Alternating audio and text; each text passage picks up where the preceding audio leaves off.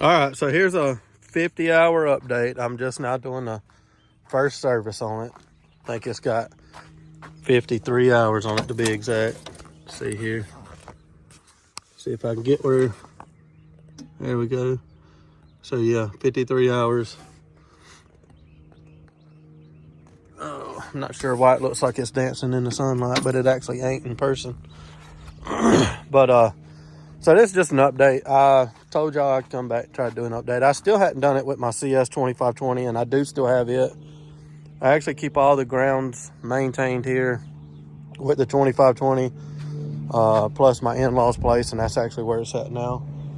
But I'll be honest with you, since I bought the ck2620, the only thing I do on the CS personally is cut grass. My father-in-law moves stuff at his place and, you know, uses the forks or whatever. I don't personally use it anymore. This tractor right here is absolutely fantastic. So this is my go-to. This is my go-to for the shop, picking up trucks and beds or whatnot, cabs.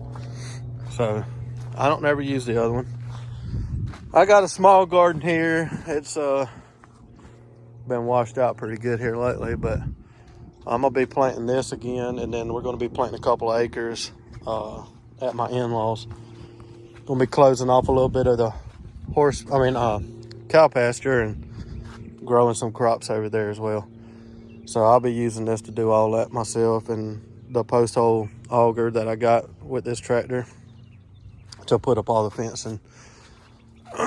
Excuse me, I got a little bit of congestion going on, but the tractor's still fantastic. I hadn't had a lick of issue. Well, I lie. Actually, when I got it, I did have an issue with, let's see if I can pop this hood open real quick. That fuel filter right here, the bottom piece of the O-ring leaked on it pretty quickly. And all it was is it just needed to be tightened up a little bit more than likely from the factory. But I just done all the dealership's recommendation stuff, which is basically engine oil filter, fuel filter, air filter, front diff fluid change, hydrostat, and hydraulic filter. Plus I went ahead and drained all the hydraulic fluid and put new hydraulic fluid in it. It ain't recommended, but I went ahead and done it anyway. Tractor still runs fantastic, fires right up. It is a slightly bit more cold natured than the CS25 is. So what I do on real cold mornings, it's never not crunk. It's just sometimes it'll crank and run pretty terribly for a few seconds. Only once has it cut off, and it was really cold. So what I do now is I'll cycle the glow plug twice. And when I started doing that, it never done that again. So it's just a little bit more cold natured. That's a diesel for you. No complaints. 4-wheel drive still works amazing. Differential lock, all the PTO stuff. Everything's still amazing. I just wanted to do an update. I do plan on buying a canopy to go on it. Other than that, my only complaint is, and I'm coming off the CS2520 Kioti wise onto this, the CS has got cruise control. This one has no such a thing. And when I'm on this thing 2 or 3 hours, sometimes that'd be pretty nice to have. But otherwise, man, this has been the perfect tractor. There's nothing I've tried to do so far that it hadn't done, you know, within its limitations, of course. Otherwise, I've been extremely happy. I'm extremely happy with Dixon's tractor in Westminster, South Carolina. So they've been fantastic. Good to deal with, good to talk to, good to ask questions. You know, you get some dealerships that they just feel like you're a nuisance, or they make you feel like you're a nuisance. Dixon's has never done that to me. Still one of the most comfortable tractors I've ever sat on. The Yanmar was pretty comfortable itself, but as far as the ride quality, it felt top heavy. This one doesn't. But yeah, still really comfortable.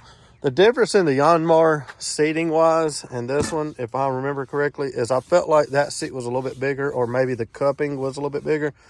So I felt like on that Yanmar, I got tossed back and forth a good bit more. This one kind of hugs me, makes me feel more secure in the seat.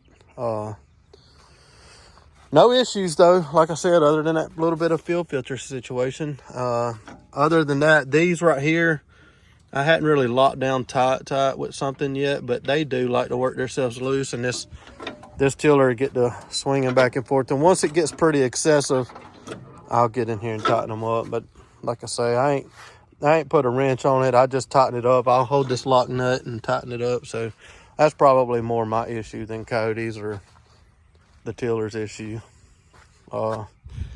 Yeah, so far I'm really happy. So if anybody's looking into them, definitely check out Cody. They have really made me a true believer.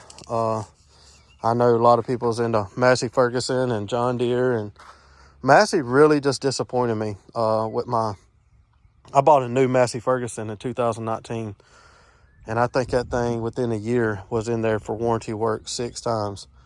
And I don't know. They're a good brand. I'm not going to bash Massey Ferguson. Maybe it was that particular tractor. Maybe I just got a lemon, but I was never happy with it. Like I say, other than this, the only one I was really, truly happy with was the Solus 24. And I would still, if it wasn't for this tractor and the pickup weight, I'd still go back to the Solus.